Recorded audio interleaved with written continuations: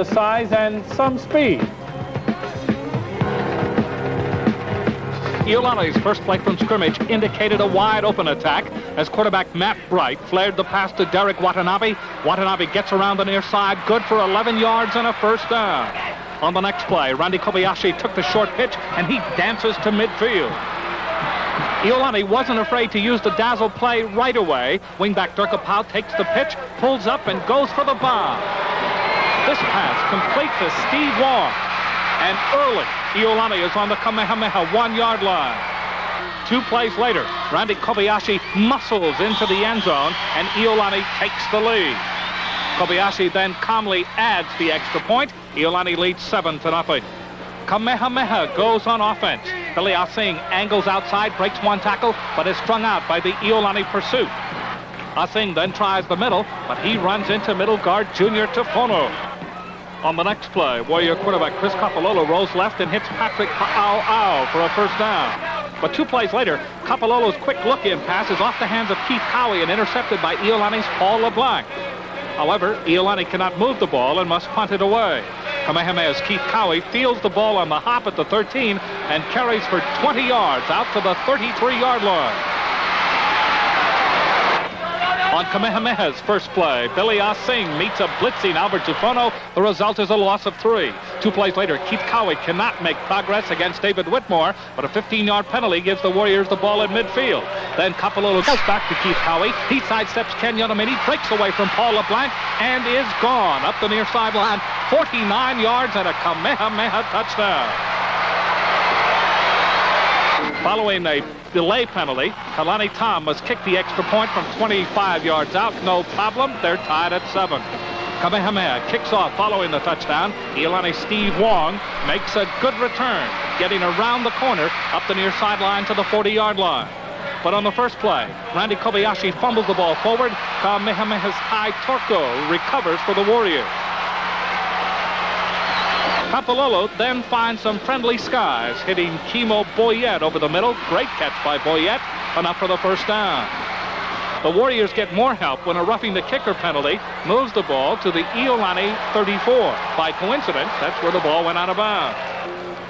But on the next play, Kapalolo throws right into the hands of Paul Wakuzawa. Iolani shuts down the Kamehameha drive. On the first play of the possession, Ross Nishioka speeds into the secondary, turns the corner, and jets for 17 yards. The first quarter ends in a 7-7 tie. On the second play of the second quarter, Kamehameha Scott Iolani intercepts a Matt Bright pass, and he returns the ball to the Iolani 49-yard line. 2 plays later, Billy Asing tries to get outside, but is slammed down by Alfred Tufono. Kamehameha must punt it away, but this punt ends up in good fortune. A fine Warrior roll. It is downed on the 2. Iolani tries to get it out of the shadow of their own goalpost. Randy Kobayashi bulldozes out to the 7. Then Ross Nishioka on a delayed handoff is loose in the Kamehameha secondary. He is out to the 18-yard line. Iolani goes to the double reverse. Bright to Nishioka, then to Apau. Apau passes to Wong. Pass interference is called. The drive continues to the Cam 25-yard line. When Darren Lee tries a 41-yard field goal, it is wide. Iolani gets the ball back in the final 2 minutes of the first half. Bright finds Wong on the Kamehameha 22, enough for a first down. 2 plays later, Bright throws into the end zone for Frank Lutu. It's just long. After one pass interference penalty, moves the ball to the 6-yard line. Iolani gets another interference call on this pass intended for Lutu on the goal line. Iolani is in business. 3 plays later, Bright drops back into the pocket, looks to the sideline, finds Scott LeBoy open. The pass is good for a touchdown. Iolani adds the extra point, and Iolani leads at halftime by a score of 14-7 over Kamehameha. Coming right up, the second half of last night's championship game.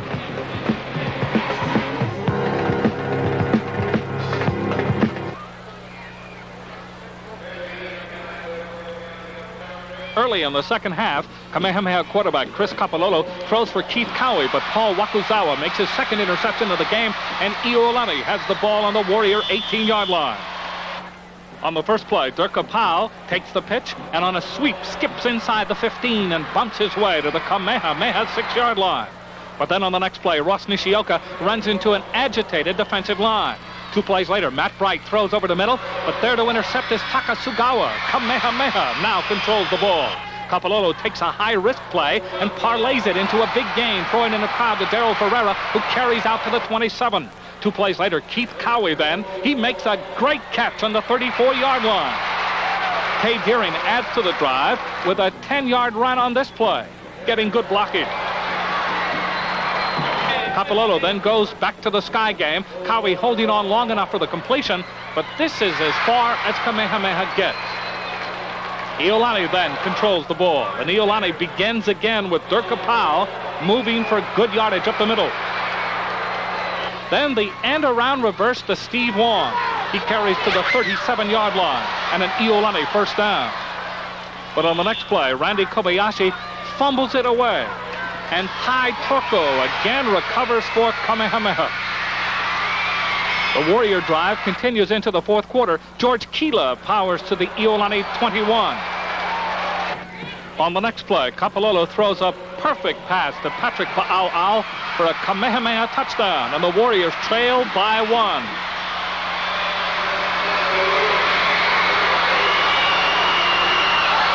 But the extra point is blocked by Junior Tafono and Paul Wakuzawa. Iolani continues to lead 14-13. And the Raiders come back with shocking quickness. Matt Bright throws the super bomb to Durka Powell, and it is complete. Powell then rambles 69 joyous yards for the touchdown and complete ecstasy for Raider fans. The extra point makes it 21-13 in favor of Iolani. It's late in the game now, less than 2 minutes remaining. Kay Deering carries the ball out to midfield for the Warriors. But on 4th down, Deering, after receiving Kapololo's screen pass, comes up 2 yards short of the first down, and Iolani is able to run out the clock.